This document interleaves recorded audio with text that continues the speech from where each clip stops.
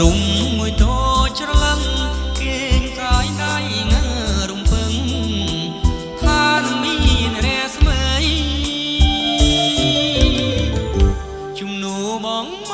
ករុំឃើញវាលធំល្វឹងល្វើយរកកជាតិខៀវខ្ចីចាំងចែងដូចពេជ្ររំលេចទីទេពលោកក្រៃដោះដាលគ្រប់មើវិស័យរាល់ថ្ងៃយើងបានសប្បាយសំផធម្មជាតិប្រៀបបានសវណ្ណបីដូចដួងច័ន្ទ